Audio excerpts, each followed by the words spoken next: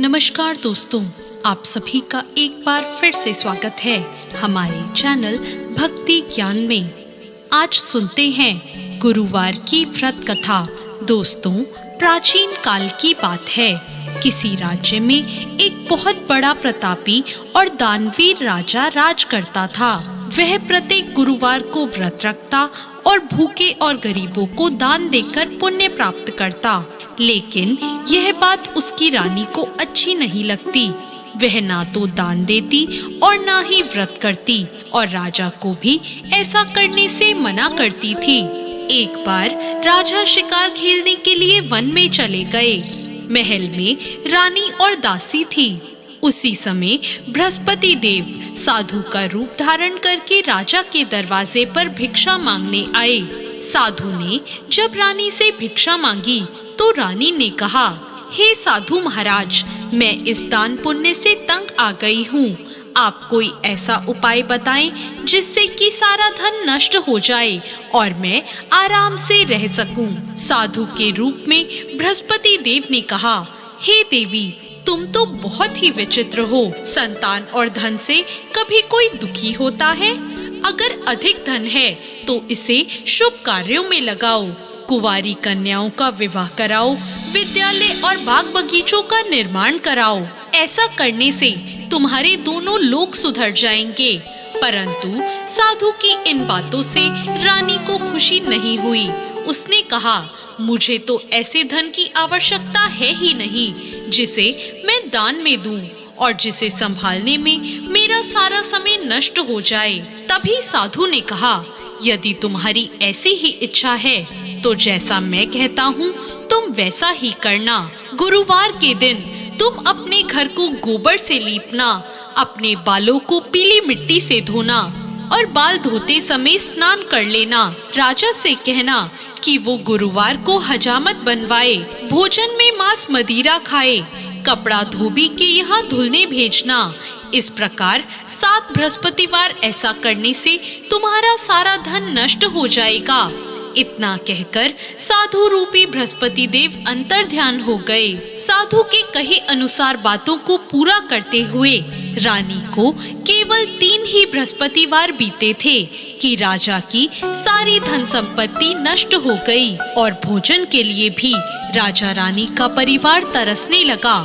तब एक दिन राजा ने रानी से कहा, हे रानी, तुम यहीं पर रहो, मैं दूसरे देश को जाता हूँ, क्योंकि यहाँ पर सभी लोग मुझे जानते हैं, इसलिए मैं कोई छोटा मोटा काम नहीं कर सकता। ऐसा कहकर राजा परदेश चला गया।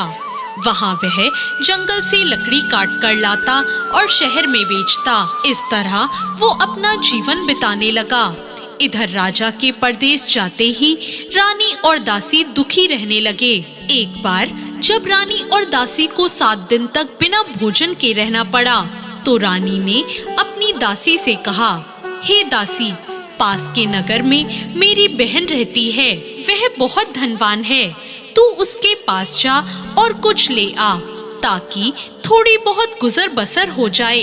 दासी रानी की बहन के पास चली गई। दोस्तों, उस दिन गुरुवार का दिन था और रानी की बहन उस समय बृहस्पतिवार की व्रत कथा सुन रही थी। दासी ने रानी की बहन को अपनी रानी का संदेश दिया, लेकिन रानी की बड़ी बहन ने उसे कोई उत्तर नहीं दिया। जब दासी को रानी की बहन से कोई उत्तर नहीं मिला तो वो बहुत दुखी हुई और उसे बहुत क्रोध आया। दासी ने वापस आकर रानी को सारी बात बता दी।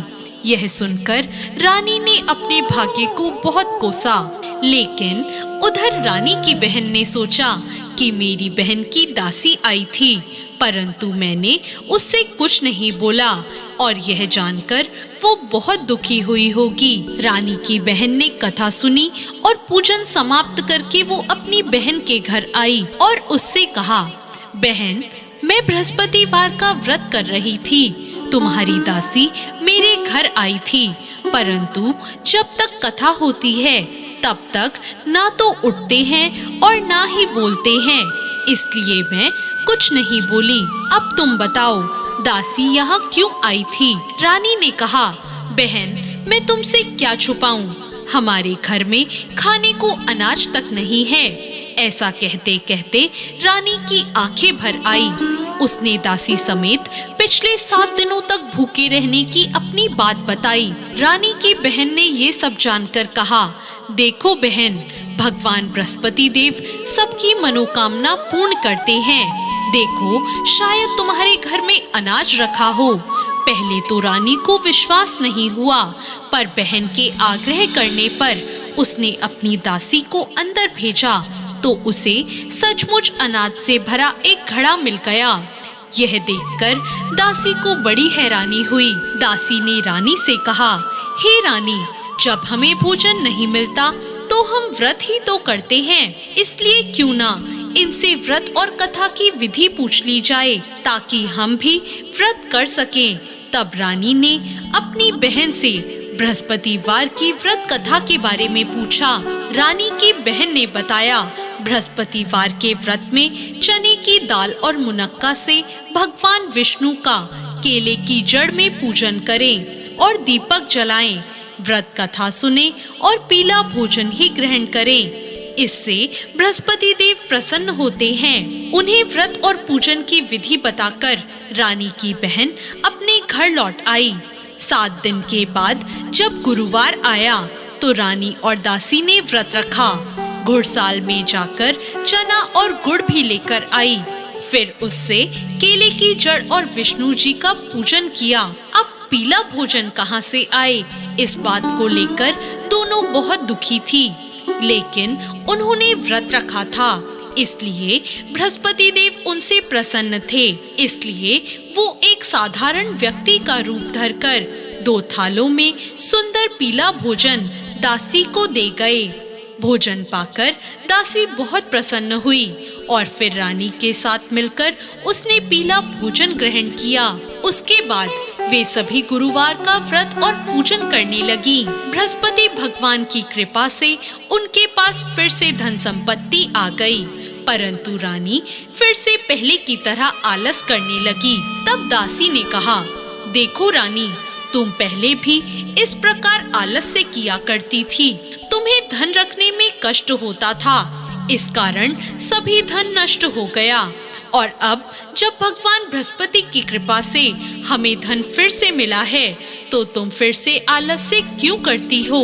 रानी को समझाते हुए दासी ने कहा, बड़ी मुसीबतों के बाद हमने इस धन को पाया है, इसलिए हमें दान पुण्य करना चाहिए, भूखे मनुष्यों को भोजन कराना चाहिए और धन को शुभ कार्यों में खर्च करना चाहिए, जिससे तुम्हारे कुल का यश बढ़ेगा, स्वर्ग की प्राप्ति होगी और तुम्हारे पितृ भी प्रसन्न होंगे।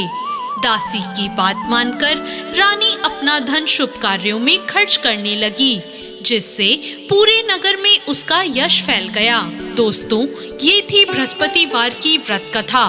बृहस्पतिवार व्रत कथा के बाद श्रद्धा के साथ आरती करनी चाहिए, जिसके बाद प्रसाद बांटकर उसे ग्रहण करना चाहिए।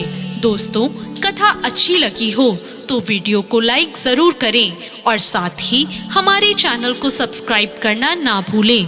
धन्यवाद।